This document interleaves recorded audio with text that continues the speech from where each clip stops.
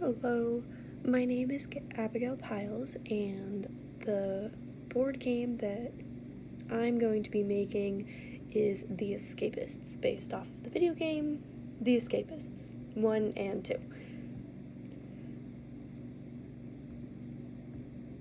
Oops. So, how the players are going to win, there are going to be two sides, kind of like the board game Jurassic Park, where one side is the dinosaurs and one side are the humans. In this game, one side is going to be the inmates and the other side is going to be the cops. So the inmates, their goal is to try to figure out a way to escape, just like in the video game. And if you're playing with multiple players, everybody has to escape. The cops, obviously, their goal is going to be to try to stop the inmates from escaping, and the way that they would win is to send, if it's just two players playing, send that inmate to solitary confinement 3 times, and if they're playing with multiple inmates, then it's going to be them trying to throw everybody into solitary confinement, and that is how the cops would win. So, the rules: 2 to 6 players can play, 1 to 2 people can be the cops, and 4 to 5 people could be the inmates. If some people or some players are thinking that they really want to make it a hard type of game, then they can make it where 1 person is the inmate and there are 5 cops to try to make the game a little bit more difficult. The players are going to roll a dice to see how many places that they can move. If they roll a 4, then they're able to move 4 squares. And they can decide wherever they would like to go in the prison. They are only able to enter in the buildings through the doors. And when you see the board game style, that you'll see what I mean in a minute.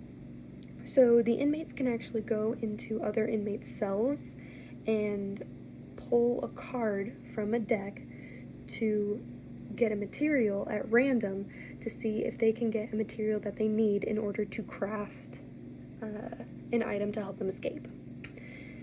And there will be item cards that will be shuffled and set off to the side and grabbed whenever an inmate goes to get something out of a cell or a chest.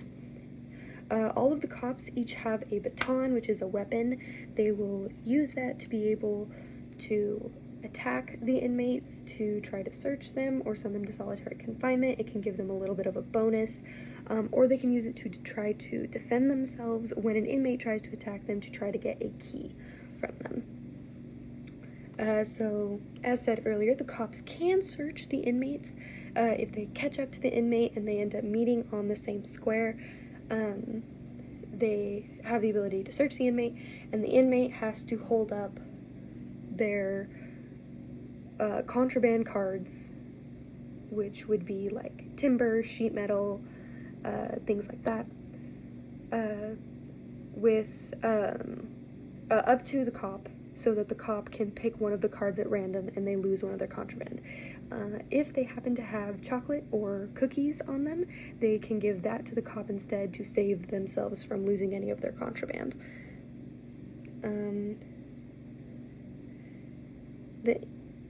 If the inmates do end up making it to the contraband chest, anytime a cop ends up getting a contraband card, they put it off to the side in the contraband chest. The inmate is able to take one of the contraband cards if they can make it over to the chest without getting caught.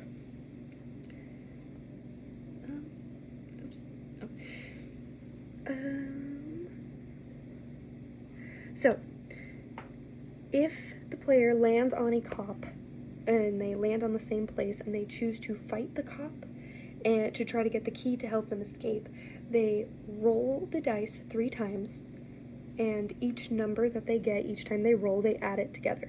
If it adds up to 12, then they're able to get the key, and next turn they're able to roll to try to escape.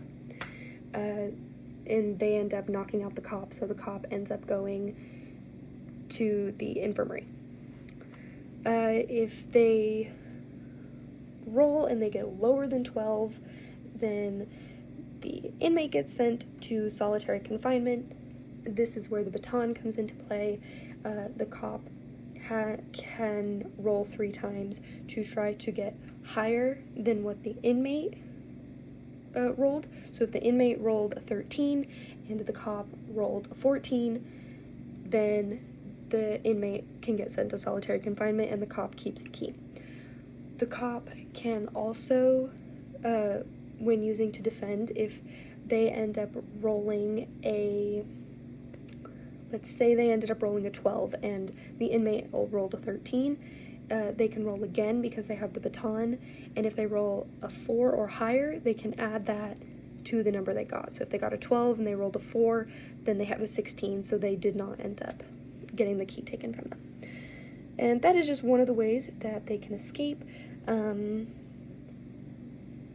So another way you can escape, you can dig out, but you are going to have to get 3 cards, which is the timber, the sheet metal, and the duct tape, and you have to get to the edge of the map, so over by the fence, to be able to dig out. And you have to roll a number, you have to roll the dice 3 times, a number 4 or higher. And you can try to escape once per turn, and if a cop reaches you while you're trying to escape, then you get sent to solitary confinement, and you lose your items, and you lose 3 turns. Anytime a player gets sent to solitary confinement, they lose 3 turns. Same thing, another way to escape is to run to the edge of the map, get the fence, and you have to craft clippers. So you will need 3 more items, which would be 2 files and some duct tape. There are other ways to be able to dig out and to cut out. If you have 3 files, you'll be able to cut your way out. If you have 3 spoons, you'll be able to dig your way out. And same as before for digging your way out 3 times in a row. And also inmates are able to trade their items. The only thing is that they have to meet up on the same square. So this here is the game board. The game board, as you can see, has 4 different spots. Solitary confinement up in the upper right corner. They each have a bed, so that bed is where the player will end up staying until their 3 turns is up. Down in the bottom right-hand corner is the contraband room, so if a player is able to make it over to the contraband room and land on the contraband chest, which you can see is the inside of the building right there, they will be able to grab a contraband card.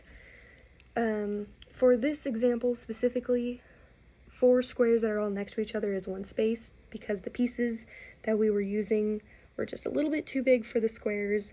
As you can see on the green piece up towards the top, it takes up 4 squares, and the blue piece down towards the bottom, it also takes up 4 squares. To the left, the bottom left-hand corner, those are the cells, so that is where the player will be able to get over to the chest in each room to be able to draw more contraband cards, or just item cards in general. And then up towards the top of that is the infirmary, and that is where if a player gets knocked out, or a cop gets knocked out, anybody gets knocked out, they will be sent to the infirmary and lose their turn.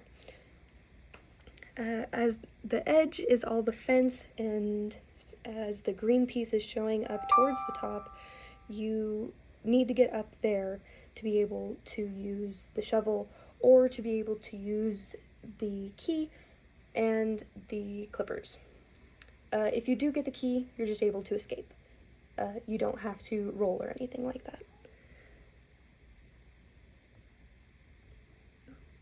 that. These are some of the cards that I had in mind. I wanted to be able to keep everything all together.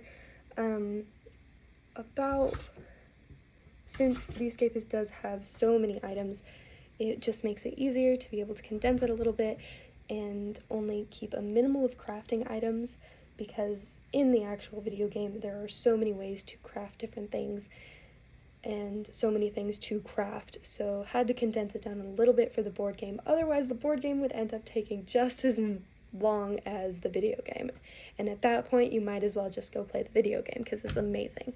So files, and each card will have the name of it, a picture. There's some of the pictures off to the right, which are actually the pictures from the game, and some of them just have little funny comments, such as the spoon, fork, and knife, saying that they're all perfect for some soup. Or if you get the files, it says nail files. 3 can be used to cut the fence.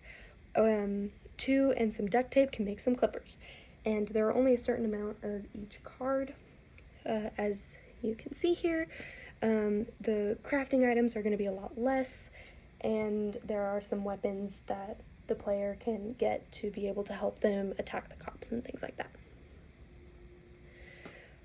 Crafting is pretty simple as long as you have 3 of the cards that are needed. So for the shovel, it's the sheet metal, the duct tape, and the timber. For the clippers, it's the duct tape and 2 files. As long as you have those 3, you are able to use them together as a shovel or as clippers to be able to try and escape. So here is the prototype that we had been using. I know it looks very rough, but it looks pretty good for what I could say. If I would have loved to be able to put way more detail into everything, but I wanted to keep it simple to make sure that we were able to work out any of the flaws. Off to the top of the screen there, you can see the item cards. I had so many of those written down, and some of them were see-through, so the one time someone ended up getting a baton, and they knew what they were getting because they could see it.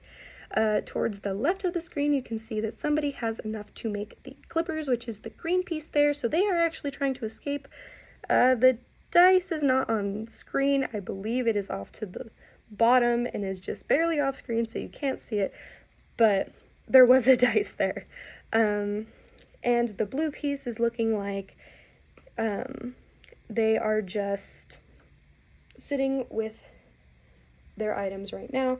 That blue piece actually had just gotten knocked out, and the baton got taken, and then the person who beat up that cop got all of their items taken, so their baton is actually in solitary confinement, which is off to the right of the items. And as you can see again, that little one piece, or that one square kind of towards the middle, shows about how big the pieces would be.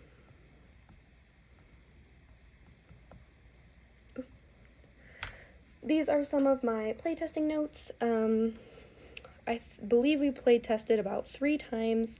The 4th time we did end up playing again, but by then we finally had everything right, and it was just so fun, and it was a little aggravating to the people who were losing, and I was being told that this was the second coming of a Monopoly game to make people hate each other, which I took as a huge compliment. So, such as, for the first part, some of the cops needed an advantage, so I gave them each a baton. Cops needed a way to lose a turn because it felt like the inmates had it a little too rough and the cops had a little too easy, so if they get sent to the infirmary, they lose 3 turns because you can't send a cop to solitary confinement. They should have a way to add a number when fighting or defending, and that is where the batons and the weapons came in to give the player a little bit of a boost. And when inmates should trade items, they should have to meet on the same square. So, yeah, that is my presentation. Thank you very much.